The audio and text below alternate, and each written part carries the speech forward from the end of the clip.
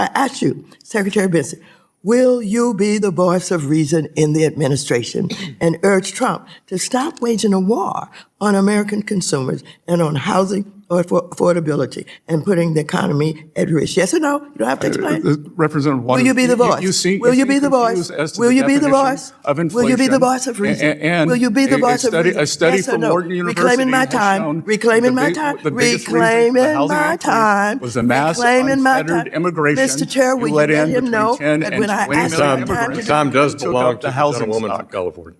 10 and 20 million immigrants. Can you shut the up? housing You ever stock. notice how some politicians love asking questions right up until someone starts answering them? Because what happened in this hearing is one of those classic Washington moments. A congresswoman fires off a yes or no question, the witness begins responding, and suddenly the phrase "reclaiming my time" starts flying like it's the emergency brake on the truth. Before we get into it, if you like calm, fact-based breakdowns of moments the mainstream media quietly skips over, hit like, subscribe, and stick around, because this exchange involving Maxine Waters just revealed something important about how these hearings actually work. Now recognize the ranking member of our committee, Mrs. Waters of California, for 5 minutes for questions. Thank you very much. Secretary Bessent, in the FSOC annual report, you stressed the importance of economic growth to promote financial stability. While you noted many ways you plan to deregulate Wall Street and plant the seeds for another crisis, you said little about the harms of inflation. I find this odd as the president and you have finally began discussing in the media how the price of goods are way too high. Notably, you mentioned that tariffs may need to come down to lower costs for Americans. So I have a few questions about this. As a former hedge fund manager in 2004, and I don't want you to go into any long details about this, but did you write a letter to investors raising concerns about the impact of tariffs, writing that, quote, tariffs are inflationary? Did you say that at that time, yes or no? No. Okay, thank you. Okay, we have a New York Times article that, agrees that you said New York that. Times. Then last summer, when you testified before a Senate committee, you said, and I quote, there is no inflation. Tariffs are not being passed on to consumers. You were quite definitive and even claimed that critics had, quote, tariff derangement syndrome. Well, those comments are at odds with the statement you made to investors that tariffs are inflationary. Again, I want to be clear, so just let me ask you, are tariffs inflationary, yes or no? According to the San Francisco Federal Reserve, with 150 years of data, yes or no? Tariffs do not cause inflation. San Francisco Federal Reserve. Well, last November, as the Trump administration finally began to realize that affordability issues in America are not a hoax, you told Fox News that the government was going to reduce tariffs on goods like coffee and bananas, and that doing so would, quote, bring the prices down very quickly. Mr. Secretary, why was that announcement even necessary? If tariffs aren't inflationary, and as you and the president like to say, are paid for by the foreign country, a tariff on coffee or bananas shouldn't raise the price of either for American consumers. Well, that's the Trump logic, but that isn't reality. It did raise prices across the board, and you know it. I think you knew back in July also. The real question is, why would you even impose a tariff on a good that a country doesn't grow or make, as that would only serve to punish the American consumer? Now, as you know, this committee has taken a bipartisan approach to addressing another real affordability crisis. Housing. Rents are too high. There aren't enough houses. However, one clear reason that the housing crisis has grown worse is that you and the rest of the Trump administration levied tariffs on housing production goods like lumber and steel, as well as appliances. These tariffs will result in half. Lumber is reclaiming my time. You don't get to talk. Lumber is at a 5-year low, Congresswoman. Reclaiming my time.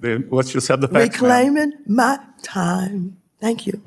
However, one clear reason that the housing crisis is going worse is that you and the rest of the Trump administration levied tariffs on housing production goods like lumber and steel, as I said, as well as appliances. These tariffs will result in 500,000 fewer homes built at a time when we need more homes built, not less. Trump single-handedly made housing more expensive. And once again, you know it, as Axios has reported that you were planning to lift tariffs on housing production goods. In addition, the unlawful campaign the Trump administration has waged with ICE and Border Patrol, terrorizing American communities, has also harmed home construction across America. So I ask you, Secretary Bessent, will you be the voice of reason in the administration and urge Trump to stop waging a war on American consumers and on housing or affordability and putting the economy at risk? Yes or no? You don't have to explain. Representative Waters, Will you be the voice? Will you be the voice? Will you be the voice? Will you be the voice of reason? Will you be the voice of reason? A study Yes or from no? Wharton University Reclaiming my has time. shown Reclaiming my time. the biggest reason for Reclaiming housing my increase time. was the mass Reclaiming my unfettered time. immigration. Mr. Chair, will You you let let in him between know 10 that and when I 20 ask million him time immigrants. to Time does took belong up to the the housing gentlewoman stock. from California. 10 and 20 million immigrants Can you took shut up the him up? housing stock of working Americans. And can you maintain some level of dignity? Gentleman's time has expired. No, my time has not expired. Your time has expired. And the The gentleman, gentleman took up my time. I think you should recognize that, Mr. Chair. the gentlewoman's He took time up has my expired. The gentlewoman's time has Well, expired. if you want Chair, to, parliamentary if you want to protect him, The chair Mr. recognizes the vice chairman of the Mr. committee, Chair. Mr. If you Heisinger. want to protect Parliamentary him, inquiry. you go right ahead, but I would not expect you to do that. So the moment comes during a House Financial Services hearing where Representative Maxine Waters is questioning Treasury Secretary Scott Bessent about tariffs and inflation.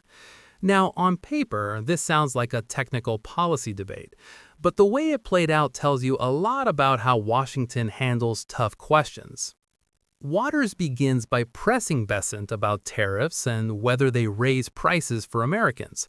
She references past comments and then asks a very direct question. Are tariffs inflationary, yes or no? That's a pretty straightforward question, and to his credit, Bessent actually tries to answer it.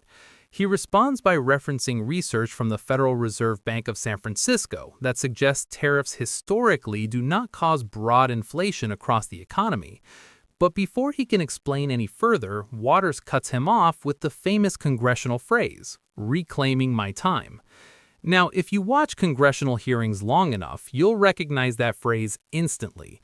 Technically, it means the member gets their time back to continue questioning. But in practice, sometimes it means something else. It means the witness might be getting a little too close to explaining something the questioner doesn't want fully explored. And here's where things get interesting.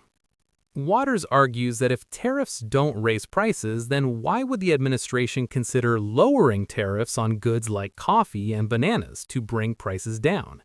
That's the contradiction she's trying to highlight. But the conversation never actually gets resolved because every time the secretary starts responding, he gets interrupted again, reclaiming my time. At one point, the secretary tries to pivot to another factor affecting housing costs, pointing out that a massive surge in immigration increases housing demand. More people arriving means more demand for homes, which pushes prices up. Again, the response is cut off, reclaiming my time. And this is where the bigger issue appears. Americans watching this don't just see a disagreement about tariffs. They see the broader pattern in Washington, where hearings often become performances instead of investigations. Questions are asked not always to get answers, but to create a clip. And when someone actually starts explaining something that complicates the narrative, the microphone gets shut down. Meanwhile, real Americans are dealing with the consequences of these policies. Housing prices rising, construction costs going up, groceries costing more.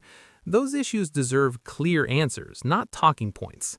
Now, whether you support tariffs or oppose them, there's a legitimate debate to have about trade policy. Economists argue about it constantly. But shutting down the conversation mid-answer doesn't bring clarity, it just creates more confusion. And honestly, that's why so many people have lost trust in these hearings. When the cameras are on, the priority too often becomes scoring points instead of solving problems. That's the real takeaway from this moment.